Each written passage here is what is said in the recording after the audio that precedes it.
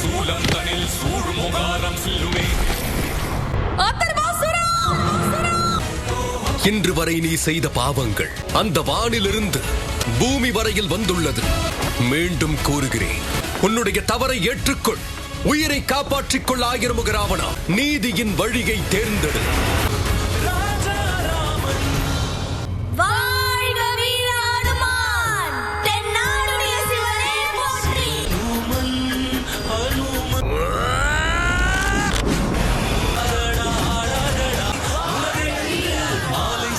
இவர் அந்த எம்பெருமானின் அம்சம்.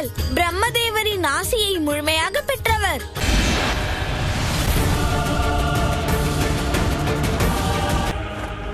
ஆயிரமுக ராவணனுக்கு ஒரே ஒரு தர்மம் தான். எதிரிகளை அழிக்க தகுதி இல்லாதவன், ஆழ தகுதியற்றவன்.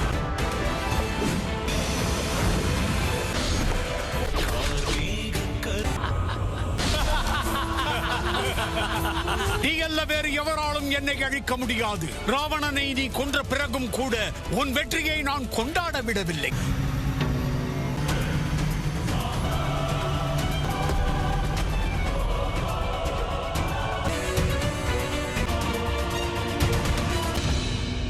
எதிரியை வணங்குகிறாயா நம்பிக்கை துரோகி?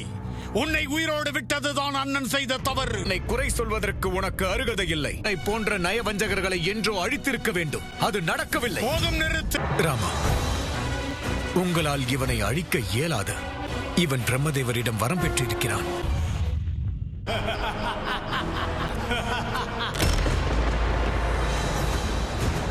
ஆனால் நண்பர் விபீடனரை தாக்க ஒருபோதும் அனுமதிக்க மாட்டேன்.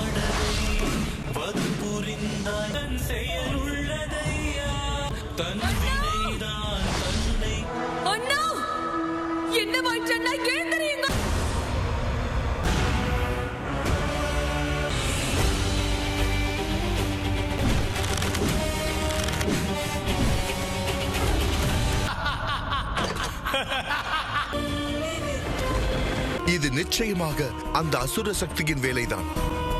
அதுதான் அதர்வாசுரனை என்னை தாக்க அனுப்பி இருக்க வேண்டும்.